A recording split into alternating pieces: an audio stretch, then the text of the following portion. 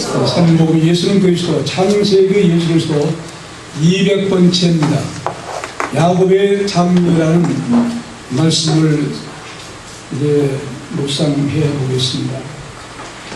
성경을 통해 제1대 조상 아브라함을 이어서 2대 조상 이삭, 그리고 3대에 이르러서 믿음의 조상은 야곱이지요. 야곱이 그의 생일을 마치고 기근이 지나여 열조에게로 돌아갔다는 말로 그의 죽음을 기록하고 있습니다. 그의 아들들에게 그는 맡겨진 언약 계승의 받은 자로서 살다가 언약을 계승하였고, 그리고 언약을 받은 그 아들들이 둘러선 가운데 임종을 맡게 됩니다. 성경이 기록한 그의 일생을 되돌아보면은 그는 장자의 계승권, 구원의 언약의 계승권을 위해서 그 일생을 불태우며 살아왔습니다. 야곱의 일생은 그야말로 파란만장한 삶을 살아온 것입니다.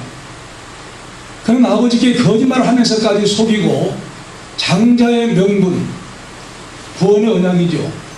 이 귀한 복을 얻기 위해서 그는 속임수로 시작했으니까 그의 삶은 고난의 행군으로 정체되었습니다. 그러나 말년에 그의 아들 요셉과 바로왕의 초청을 받아서 애굽에 가서의 그의 모든 삶은 황혼기에 놀랍게 받은 복된 삶이었다고 볼 수 있습니다. 그러나 그 야곱이 바로왕 앞에 서게 됐을 때 당신의 연세가 얼마나 되었느냐고 물었을 때 그는 대답하기를, 내 나그네 길의 세월이 130년입니다. 나의 연세가 얼마 못 되니 우리 조상 나그네 길의 세월에 미치지 못하나 험악한 세월을 보낸나이다 라고 대답을 합니다. 그는 반드시 나그네라고 한 사실을 강조해요. 나그네라고 하면 반드시 돌아갈 본향을 전제한 겁니다. 이렇게 삶에 대해서 철학이 분명해요. 나그네 삶이다. 자기 조상들에 비해서 얼마 못되지만 그러나 고난의 삶을, 험악한 세월을 보냈다는 것이에요. 고생의 삶을 살았다는 것을 자인하면서 고백합니다. 바로 스스로 그 고백한 말에서 무엇을 우리가 알게 됩니까? 거짓말까지 하면서 장자의 명분을 빼앗은 그 결과가 고생으로 이어졌다는 사실을 톡톡하게 하나님께서는 고난당하도록 한 가운데 거짓말의 대가를 치르게 한 삶을 살았다는 것입니다.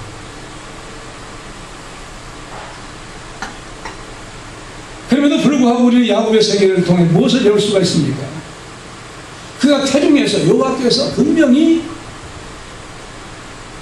장자라는 말씀을 받아요. 나중남, 큰 자가 나중남은 자를 섬기는 거예요. 섬김을 받는 장자라는 거예요. 그렇다고 하면 하나님이 그에게 택하신 장자였습니다. 그러면 하나님이 택하신 장자의 길을 어떻게 하나님께서 축복해 주시는지 하나님의 뜻을 따랐어야 되는데 자기 생각이 먼저 앞서버린 거예요. 그래서 거짓말을 하게 되었고, 거짓말한 결과 일생이 고난으로 정철된 삶을 살아왔던 거예요. 그런데 세상 사람들은 거짓말을 잘하죠. 그 대가를 받습니까? 안 그래요. 그냥 더 잘 될 수가 있어요. 근데 왜 야곱은 그러냐? 야곱이야말로 하나님의 언약의 계승자이기 때문에 거짓말의 대가를 철저하게 받음으로 회개하도록 하신 줄을 믿습니다. 네. 사랑하는 자이기 때문에, 구원받은 자이기 때문에, 구원의 언약을 계승해야 할 자이기 때문에, 흠이 없이 하나님의 놀라운 구원의 역사를 나가기 때문에, 흠 없는 자로 살기 위해서 고난의 대가를, 거짓말의 대가를 치르게 한 것이에요. 철저히 회개하도록 하는 것이에요. 하나님의 사랑을 입은 사람들은요, 작은 죄를 짓고도 큰 죄 지은 이상으로 가슴을 아파하고 회개하는 그런 자리에 들어가는 것이 하나님의 사랑을 받는 자들의 신앙입니다. 네. 그렇게 야곱은 자기 삶을 살아온 가운데 자기 그 조부 아브라함처럼 늘 본향을 향해서 사모하면서 살았어요. 그래서 그 사모하면서 살다가 하늘나라로 간 것입니다. 죽기 전에 구원의 언약을 이어받은 횃불 언약, 횃불 언약에 관한 것을 계승한 것입니다. 그 계승이 어떻게 이루어집니까? 내가 죽거든 반드시 가나안 땅 막벨라 굴에 묻어라. 그 횃불 언약이 이스라엘 백성들이 횃불 언약을 이루기 위해서 더 수백 년을 살다가 와야 되겠지만 그는 먼저 자기 자신의 시신을 애굽 땅에서 가나안 땅에 막벨라 굴에 묻음으로 횃불 언약의 모범적인 선두주자가 됩니다.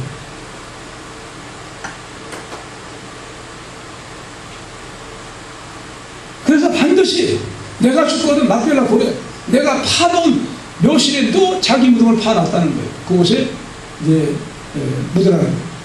그렇게 그의 삶이 마감하기까지 그런 파란만장한 고난의 삶을 살아왔어요. 그러나 그의 인생의 마지막 황혼기에 들어서는 잃어버렸던 아들이라고 죽었다고 생각한 그 아들 요셉이 나타나서 그를 극진하게 공략하면서 마지막을 창시했으니까 그의 노후는 대단한 모든 사람들이 부러워할 수밖에 없는 삶을 축복으로 장식한 것입니다. 그러므로 그는 복된 삶으로 장식할 뿐 아니라 복된 죽음을 당하는 것을 오늘 계시하고 있습니다. 그의 삶은 고난으로 정찰되었으나 그러나 마지막은 하나님의 놀라운 영광스러운 복으로 함께 하셨고 그리고 마지막은 죽음의 밥을 받은 그였습니다. 행복하게 삶을 마감한 거예요. 그가 해야 할 일을 다 하고 자손들에게 다 유언하고 지키도록 명령하고 그리고 마지막에 인생의 유정의 미를 거둔 가운데 이제 장례식을 거행하게 되는데 그 장례식은 오늘 이 내용에서 얼마나 영광스러운 장례식인가를 보여주고 있어요. 야곱의 장녀는 애굽의 총리 요셉을 주관합니다. 요셉은 그 형제들 중에서 실질적인 장자의 사명을 끝까지 감당해요. 그런 효자가 없죠. 그 효자를 통해서 마지막에 장례도 영광스럽게 장식돼요. 그래서 아버지의 장례를 준비한 요셉입니다. 1절로 3절 다시 같이 읽겠습니다. 읽읍시다. 요셉이 아비 얼굴에 굽으려 울며 입맞추고 그 수종 의사에게 명하여 향 재료로 아비의 몸을 넣게 하며 의사가 이스라엘에게 그대로 하되 40일이 걸렸으니 향 재료를 넣는 데는 이날수가 걸리며 애굽의 사람들은 70일 동안 그를 위하여 보고하였더라. 아멘. 이 원문을 다시 번역하면 1절 요셉은 그의 아버지 얼굴에 엎드려 그의 위에서 울며 그에게 입맞추었습니다. 2절 요셉이 그의 신하 치료하는 자들에게 그의 아버지께 향료를 넣게 명하여 그 의사들이 이스라엘에게 향료를 넣었습니다. 3절 그들이 그를 위해 40일이 걸렸으니 향료를 넣는 날수가 그만큼 걸렸기 때문이며 또한 애굽 사람들이 그를 위하여 70일 동안 애도하였습니다. 그런 말씀입니다. 요셉은 임종을 마지막 아버지 앞에서 아버지가 모든 유언을 마치고 숨이 끊어지는 모습을 목도합니다. 마지막 아버지가 숨이 끊어지자 복받쳐 오르는 슬픔을 참지 못해서 대성통곡을 하면서 아버지의 얼굴을 끌어안고 입맞춥니다. 입을 맞춘다고 하는 것은 사랑과 존경에 대한 대단한 자식의 표현이에요. 왜 이와 같이 요셉이 아버지의 죽은 그 모습 얼굴을 끌어안고 입맞추면서 엉엉했을까요? 생각해 보세요. 요셉만큼 사랑받은 자녀가 없어서 그 사랑을 회상해 볼 겁니다. 아버지가 나를 얼마나 사랑하셨는데.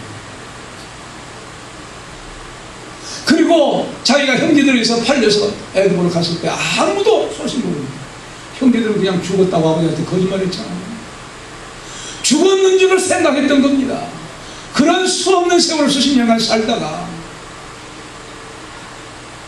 아버지가 요셉이 살았다는 소식을 듣고 그것으로 끝나지 않고 요셉이 총리가 되어서 애굽에서 바로 왕과 더불어 초청한다고 하는 그런 소식을 들었을 때 얼마나 기뻤을까요? 그만큼 그 세월이 흐른 동안 요셉을 아버지께서 얼마나 차리셨을까? 얼마나 슬퍼하셨을까? 얼마나 괴로워하셨을까? 하는 그 생각을 한 것이에요. 그러니까 회상해보니까 아버지가 나를 얼마나 보고 싶었을까 생각하니까 기가 막힌 거예요. 모든 아버지에 대한 그리움, 아버지가 자기를 사랑하는 사랑에 대한 회상, 복받쳐 올라서 어느 끌어안고 울게 된 모습을 보여주는 겁니다. 22년간이나 아들을 잃고 가슴 저리는 얼마나 아들을 생각하면서 살아왔을까. 그렇게 사랑을 회상한 겁니다. 아버지가 죽었으니 슬픈 거예요. 이제는 이 세상에서는 묻어버리면 아버지를 다시 볼 수가 없고 하늘에서 볼 수밖에 없는데 그때까지 아버지 없이 나는 아버지가 먼저 떠나갑니다. 날마다 별 수 있는 아버지가 곁에서 떠나간다고 그 사실이 서글프기만 했던 것이에요. 그러니까 부끄러움도 없이 자기의 직책에 아무 상관없이 체면도 없이 그냥 아버지를 끌어안고 했던 것입니다. 요셉의 서글픔에 누구도 형제간들도 어찌 그 서글픔에 생각할 수가 있겠습니까? 남다르죠. 그렇게 서글픈 그런 과정 속에서도 요셉은 정신을 차리고 사랑과 정이 많은 요셉이면서 또한 냉철하기 그지없죠. 냉철한 이성 가지고 국정을 다스려야 되니까. 그런 요셉이 다른 한편은 그에게 수종 들어왔던 치료한 사람들, 의사들이죠. 자기의 주치 의들입니다. 주치 의사가 한두 명이 아니라 여러 사람이에요. 이 사람들에게 명령을 합니다. 내 아버지의 몸에 향료를 넣으라는 거예요. 이렇게 명한 것이 히브리의 방식은 아니에요. 애굽에서 살다 보니까 애굽 사람들이 존귀한 사람들이 죽었을 때는 이제 그에게 향료를 넣습니다. 왜 향료를 넣느냐? 그 시신이 썩지 않기 위한 미라로 만들기 위해서 향료를 넣는 관습을 따른 것입니다. 총리의 장례는 아니지만 온 국민이 야곱의 장례를 위해서 그렇게 하였으니까 국장급으로 야곱의 죽음을, 야곱의 장례가 그렇게 시작된 거예요. 평민이잖아요. 그럼에도 불구하고 요셉의 총리의 아버지라는 그 위치, 마치 총리 자기 자신이 죽었을 때 할 수 있었던 것처럼 그 의상이 대단했어요.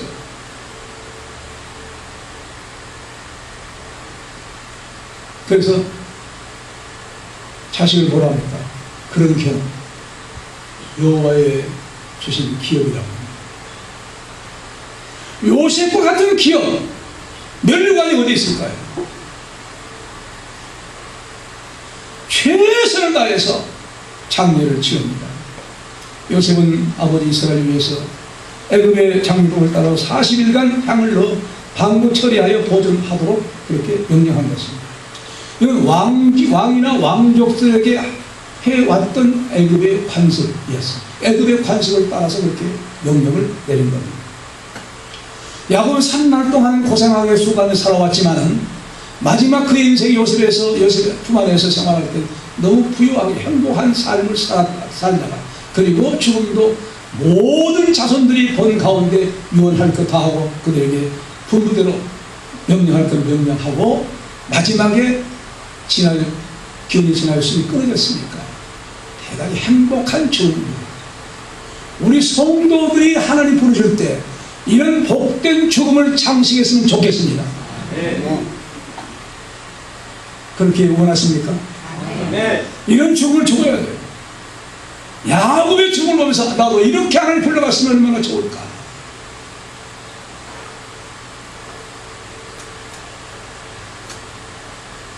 그런데 먼저 돌아가신 우리 아버지께서는 죽음을 위해서 기도하시더라고요.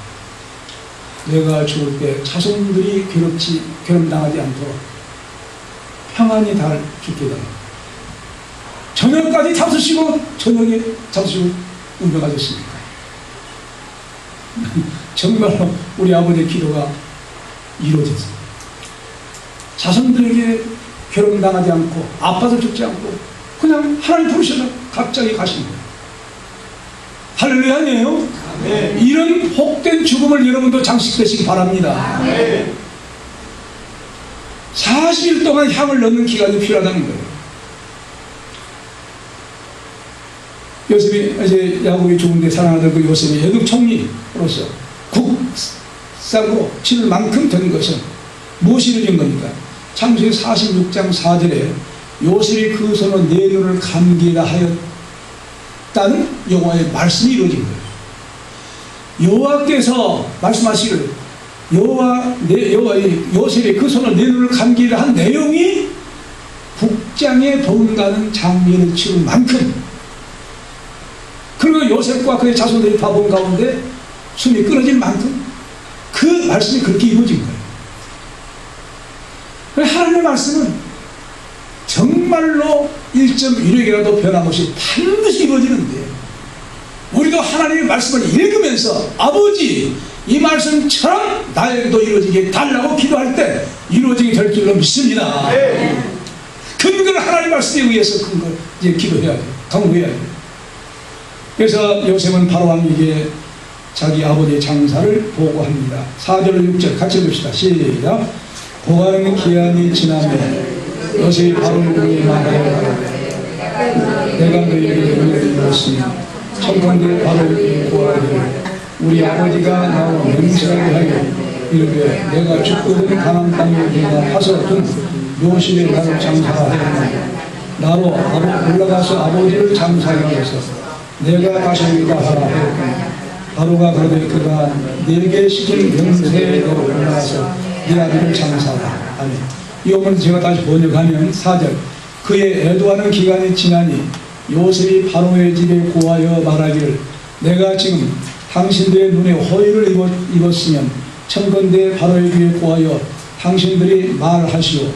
5절 내 아버지께서 나로 맹세케 하여 말하기를 보라 내가 죽거든 가나안 땅 거기에 나를 위하여 내가 파놓은 내 묘실에 나를 장사하라고 하셨으니 이제 내가 올라가서 내 아버지를 장사하게 하소서. 그리고 내가 다시 오겠다고 하시오. 6절 바로가 말하기를 그분이 네게 맹세케 했던 대로 너는 올라가서 너희 아버지를 장사하라. 그런 말씀입니다. 요셉은요 바로의 궁중에 들어가서 궁중에 들어가면 바로의 또 신하들이 있지요.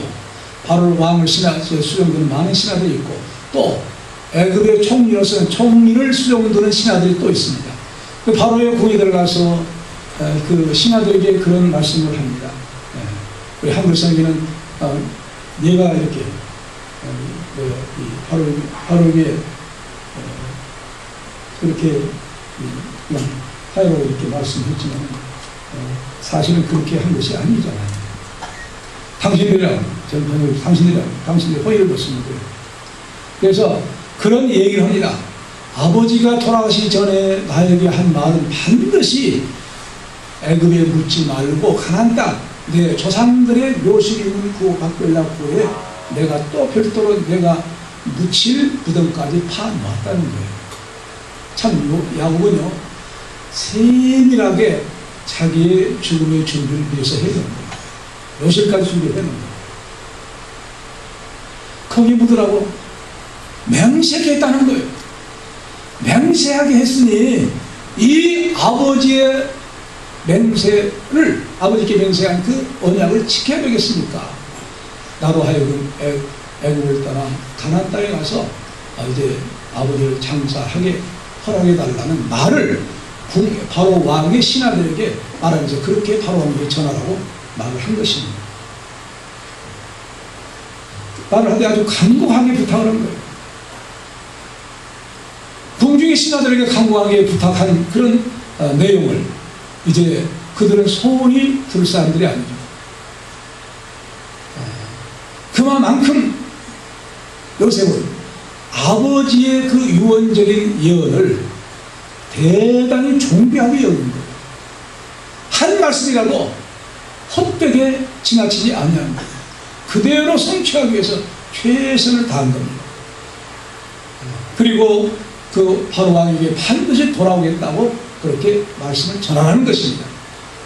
왜냐하면 국정을 맡은 총리가 오랫동안 비어버린다거나 거기에 아버지가 묻히고 나서 살아야 되겠다고 오지 않는다고 하면 애굽의 대국의 국정은 말이 되고 말이에요. 국정은 반드시 통치자가 비어서는 안 되거든요. 그래서 미국의 대통령이 서거했을 때 부통령이 서거했다는 소식 듣고 그냥 비행기 안에서라도 선서를 해요. 왜? 통치자가 비어서는 안 되기 때문에. 그런 중차된 사명을 가지고 있는 것이 총리 요셉입니다. 요셉이 그것까지 바로 왕이 염려할까 봐서 그것까지 말합니다. 내가 다시 모든 장례를 치고 돌아오겠다고 이렇게 말씀을 전하시오 하고 말씀을 한 겁니다. 바로 왕을 안심시킨 거예요. 그러니까 바로 왕은 내 부친의 언약대로 내 부친의 말씀대로 가나안 땅에 가서 장사를 지내라고 깍듯이 요셉의 총리의 말을 들어줍니다. 들어주되 보통 들어준 것이 아니에요. 모든 자기 스라에 있는 신하들 그리고 지방 장관들 그 사람들을 장로라고 한 거예요. 이 사람들을 모두가 동원해가지고 다 가서 장례를 치르도록 그렇게 배려한 겁니다. 그렇다고 해서 뭘 의미하냐? 바로 왕과 총리 요셉 사이에 절대적인 신임을 서로 하고 있다는 그런 내용이에요. 믿어버린 거예요. 요셉을 꿈 해몽을 잘할 때 그거 어땠습니까? 이렇게 이런 사람을 만날 수 있다니 이건 하나님의 놀라운 서로 하나님께서 준비해 주신 놀라운 천하신조라는 거예요. 그만큼 대단히 감격해서 요셉을 맞은 겁니다. 그런 요셉의 그 신임, 그동안에 계속해서 정치를 해온 요셉을 볼 때 더욱더 신임이 두터워진 거예요. 그러니까 모든 걸 믿어버린 거예요. 전적으로 후원하는 거예요. 그런 말을 듣고 요셉은 애굽의 모든 법에 따라서 장례의 법에 따라서 장례를 다 진행합니다. 이제 아버지 장사를 가나안으로 올라간 요셉입니다. 7절로 9절 읽읍시다. 시작. 요셉이 자기 아비를 장사로 올라가니 바로의 모든 신하와 바로 왕의 장로들과 애굽 땅의 모든 장로와 요셉의 온 집과 그 형제들과 그 아비의 집이 그와 함께 올라가고 그들의 어린 아이들과 양떼와 숫대만 고센 땅에 남겼으며 병거와 기병이 요셉을 따라 올라가니 그때가 심히 컸더라. 이 원문을 다시 번역하면 7절 요셉이 그의 아버지를 장사하기 위하여 올라가는데 그와 함께 바로의 모든 신하들과 바로 집의 장로들과 애굽 땅의 모든 장로들과 요셉의 모든 집과 그의 형제들과 그의 아버지의 집이라. 다만 그들의 어린 것들과 그들의 양떼와 소떼만 고센 땅에 두었으며 9절 병거와 기병대들이 그와 함께 올라가니 그 무리들이 심히 많았습니다. 그런 말씀입니다. 지금 요셉이 그 아버지를 장사하기 위해서 가나안 땅을 떠나는데 어마어마한 장례 행렬이 이루어지고 있는 거예요. 바로 왕의 신하들 다 가라는 거예요. 그리고 바로 왕 옆에서 모든 정치의 자문을 아끼지 않는 원로들, 장로들이라고 합니다. 교회만 장로가 있는 것이 아니에요. 어른들이란 말이에요. 현자들이란 말이에요. 그 사람들이 옆에서 바로 왕을 늘 도와주고 충원해주고 그런 사람들까지 다 따라가라는 거예요. 그리고 지방 장관들 있잖아요. 그 사람들 역시 그 사람들도 다 이제 애굽 땅의 모든 장로이라고 표현하고 있어요. 방백들입니다. 지방 장관들이에요. 그 사람들까지 다 따라가서 수행하라는 거예요. 장례에 동참하라는 거예요. 다만 남은 것은 어린아이들, 자기 집의 어린아이들, 그리고 소떼와 양떼들만 고센 땅에 남겨두고 그 무리들이 올라가는데, 바로 그 모습은 또 그냥 그들만 가는 것, 사람만 가는 것이 아니라 병거하고 기병들이 갑니다. 군대가 가요. 국장의 번가는 엄청난 장례식이 치러지고 있는 거예요. 모든 신하라고 하는 말은 원문에서는 모든 종들이라는 뜻이에요. 그런데 종이라는 말을 신하라고 번역한 거예요. 왜 그러냐면 이들은 절대 권력을 가진 바로 왕에게 종되는 것을 영광스럽게 생각한 사람들이에요. 사실은 신하들인데 신하들로서 종이라고 자처한 거예요. 그 원문은 종이라고 기록된 거예요.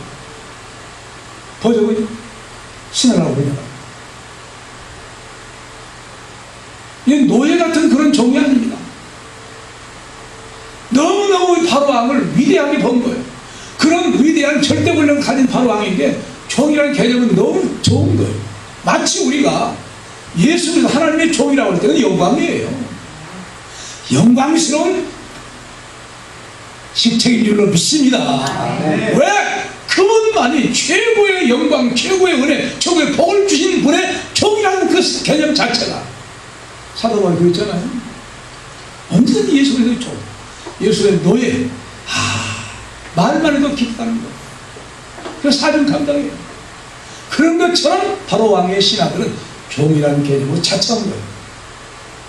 대단하죠. 근데 그들은 바로 왕, 바로 궁의 장로들, 1차적인 뜻은 장로 혹은 어른, 그들은 학식과 경륜이 풍부한 사람들입니다. 늘 왕에게 자문해주는 그런 사람, 그런 사람들까지 다 딸려서 보낸 거예요.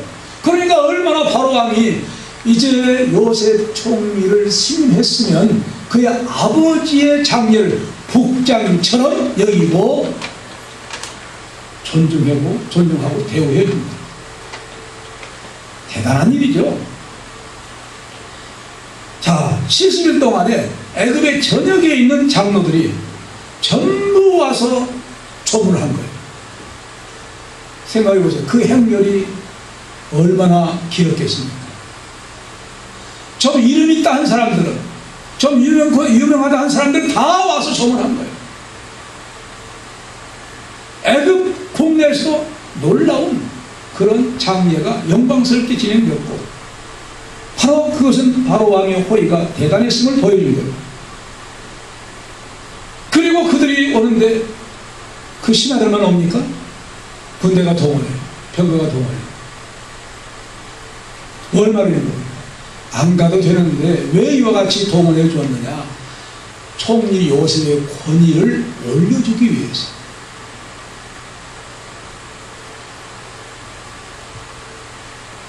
행렬은 그렇게 웅장하고 장엄했음에 틀림없습니다.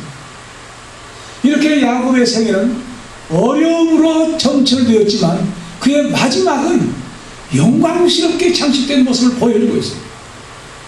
오늘날 이와 같은 놀라운 사실, 바로 그런 장례 행렬이 가나안 땅에 들어갔을 때 그 원주민들이 보고 얼마나 깜짝 놀랐죠.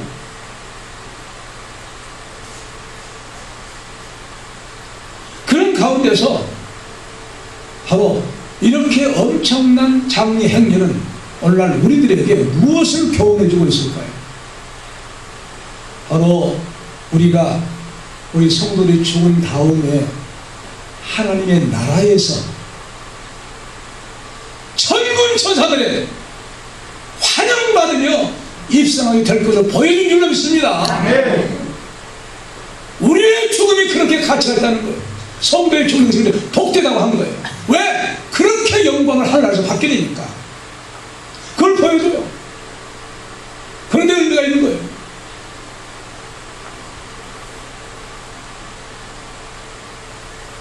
그러므로 우리는 어떤 삶을 살아야 되겠습니까?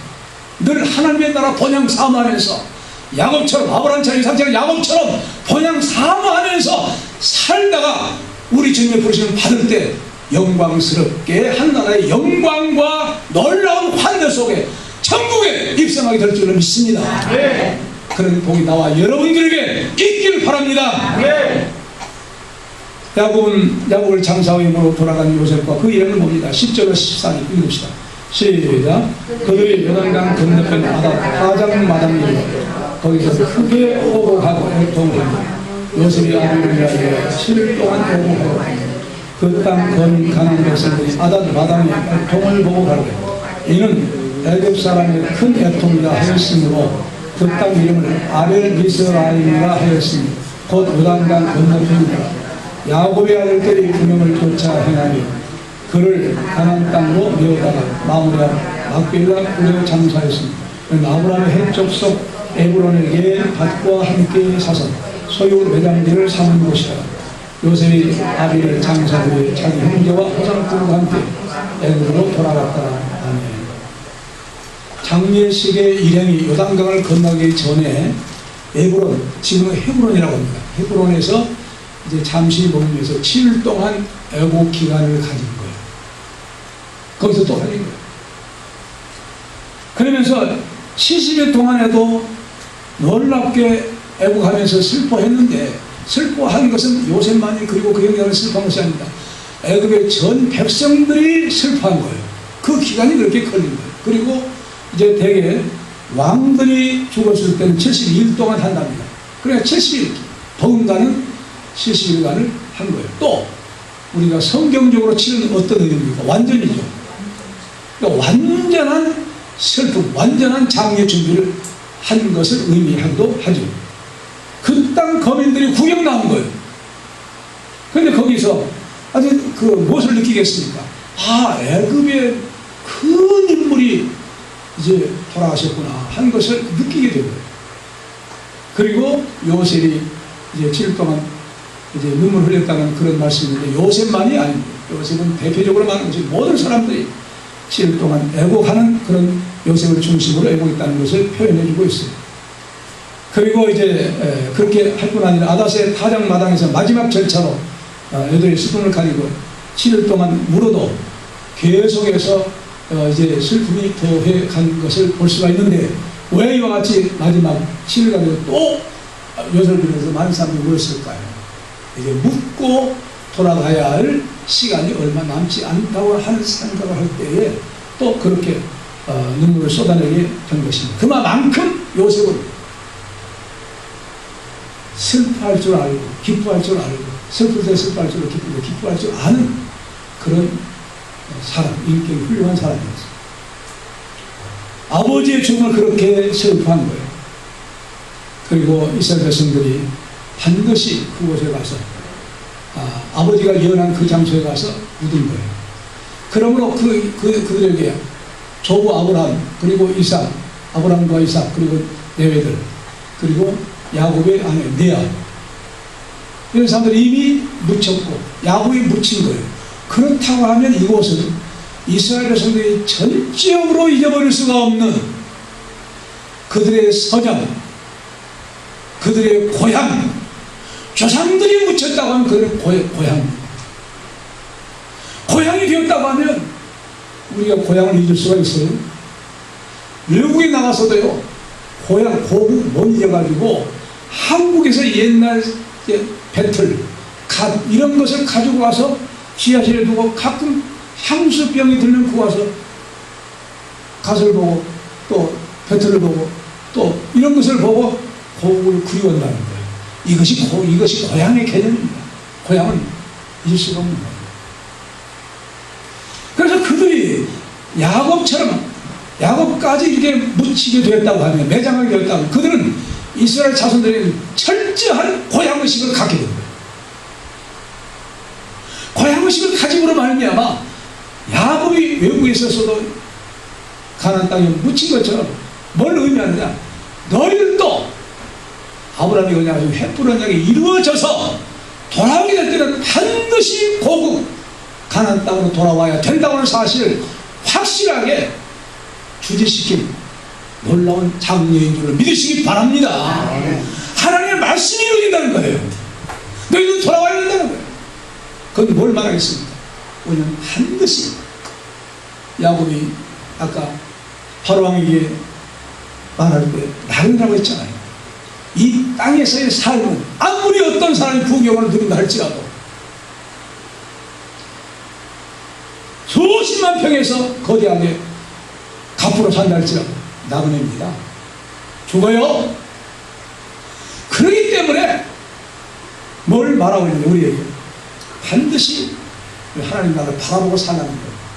우리 이스라엘 백성들에게 지금 그 자손들에게 헤브론에 이르기까지는 무엇이 이루어져야 됩니까? 그들이 가난, 궁핍, 기근이라는 고난을 통해서 애굽으로 가는 영광을 체험했습니다. 지금은 얼마나 요셉 때문에 잘 살고 있었어요. 하지만 그들이 헤브론이 이루어질 때는 고난 속에서 나오게 됩니다. 고난이 아니면 나올 수가 없어요. 그 고난은 뭘 의미하겠습니까? 예수님의 십자가의 고난을 미리 예표한 고난입니다. 그 고난을 통해서 무엇이 이루어집니까? 출애굽. 출애굽할 때 묻어진 뭘 말해요? 양의 피가. 그 뭘 말합니까? 구원. 예수님의 보혈로 말미암아 구원받는다. 할렐루야. 그 구원의 역사를 체험하게 될 텐데 지금은 그들이 잘 살고 있다 할지라도 언젠가 역사가 지난다면 그 자손들은 고난의 놀라운 역사를 체험하고 십자가의 고난을 체험하고 그 다음에 구원의 영광, 구원의 영광을 체험하게 된다는 사실을 상기하면서 살 수밖에 없는 그것을 교훈하는 것이 바로 야곱의 장례식이 의미한 헤브론 이야기 성취 과정에서 야곱은 헤브론 이야기 선두주자로 성취된 돌아온 것입니다. 그 자손들은 그렇게 그들은 살아서 돌아올 거예요. 그래서 헤브론이 이루어질 거예요. 헤브론은 반드시 뭘 체험한 것입니까? 이 그렇게 되기까지 요셉은 그들에게 고난에서 구원해주는 예수 그리스도의 구원주를 예표한 예수 그리스도의 모형이었어요. 그리고 또한 요셉이 주도한 그 장면 사후에 우리 성도들이 받을 영광을 보여줄 줄 믿습니다. 이 영광에 다 같이 체험되어지는 놀라운 성도들의 그 복, 죽음 이후의 복, 영광스러운 그 복 받는 그런 성도 되시기 바랍니다. 아멘. 기도하십시오.